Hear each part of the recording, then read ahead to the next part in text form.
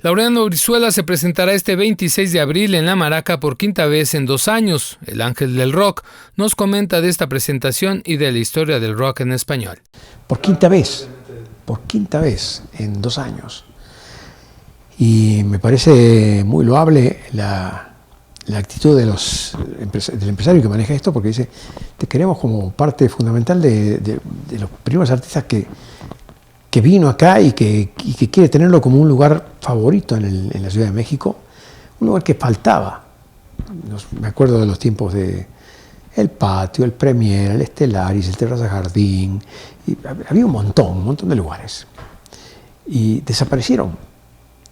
No me explico por qué, pero desaparecieron, y de pronto este lugar viene a abrir esa opción, una sala de conciertos rica, ¿no? A donde tú puedes tener interacción con la gente. Cabe mucho público, pero al mismo tiempo está reciclada y está hecha con un sonido excelente. Y con mi banda nos sentimos muy cómodos trabajando acá. De hecho, vamos a empezar, vamos a tocar por primera vez la Ciudad de México este año aquí en La Maraca, y va a ser el día 26 de abril a las 6:30 de la tarde, una tardeada, cosa que estaba bastante en desuso también, y que yo me acuerdo, hice docenas de tardeadas. ¿Por qué? Porque la gente podía ir con su familia, los chicos jóvenes que de pronto descubrían tu música y estaban en la prepa o en la universidad, decían, voy a llevar a mis viejos porque te quieren ver, y iba toda la familia. Estos son horarios muy ricos. 6:30 de la tarde, domingo 26 de abril, La Maraca. Aquí los espero. Esto fue más bien como una especie de estrategia que buscamos con un disquero muy avesado, muy desafiante del mercado, que cuando nadie apostaba por esos pequeños grupos regionales pop, para llamarlo de alguna manera, que en cada pueblo se iban formando y cantaban sus propias baladas y sus propias composiciones, quizás con ciertas limitaciones naturales de músicos que no eran músicos de academia ni de conservatorio, pero que empezaron a florecer. Este hombre fue un descubridor, y yo con él me asocié de alguna manera, porque produciendo artistas en Puerto Rico y buscando cierta excelencia de sonido en Nueva York, gracias a que tenía un gran músico que había emigrado conmigo de Argentina, pero él decidió irse a Nueva York, Jorge Calandrelli, que después terminó grabando no solamente con los más grandes artistas del planeta, sino produciéndolos, y que inclusive hizo música de películas con Spielberg, con otra gente de ese nivel. Y con él empecé a experimentar la primera tarea de producir, y en un escenario como el de Nueva York, en las salas de grabaciones, donde siempre era como un techo del mundo Nueva York, por la calidad de sus músicos y todo eso, y la calidad de los estudios. Cuando me produzco esos productos en Puerto Rico, los coloco a través de este hombre, Discos y Cintas Melody, una compañía pequeña que era la más desafiante de las grandes corporaciones que había acá, multinacionales. Ninguna de ellas se le asomaba en la forma en que él manejaba su potencia de difusión de artistas que él descubrió, como Chicoche, Rigo Tobar, los Yonix, los Bukis, los Temerarios, los Tigres, y después empezó con el mundo pop. ¿Por qué? Porque justo, no sé si él estaba feliz con eso, pero se asoció con la gran televisora, porque le dijo, tenemos una legión de artistas, de actrices que quieren cantar, y de actores que quieren, okay. Y dijo, mira, algunos porque son muy populares van a funcionar, qué sé yo. En ese interín entró yo, y justo acababa él de firmar artistas que después fueron también muy grandes vendedores acá, que los tenía ya firmados desde el principio de los 80, como el caso de Amanda Miguel, Diego Verdaguer y qué sé yo. Y cuando yo le ofrezco la alternativa de decir, yo sé que no está sonando el rock, ¿qué pasa en México? Porque era el país de los crooners. Julio Iglesias, Camilo, Rocío, La Jurado, La Pantoja, Emanuel, Juan Gabriel, José José, pero todo estaba dentro del mismo rango, baladistas. ¿Qué pasa con la otra dinámica? ¿Qué pasa con la energía? Porque yo veía sumergidos a las grandes bandas, pero eran bandas como marginales.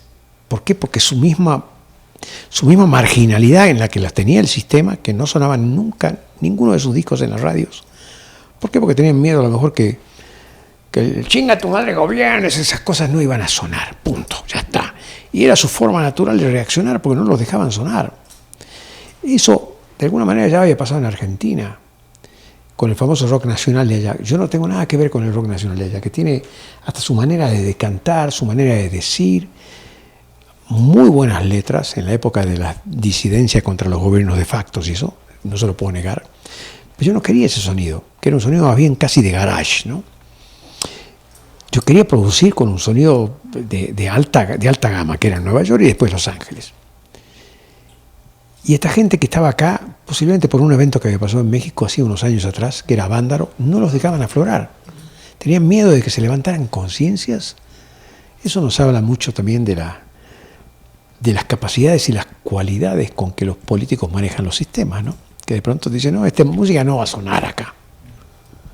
¿Okay?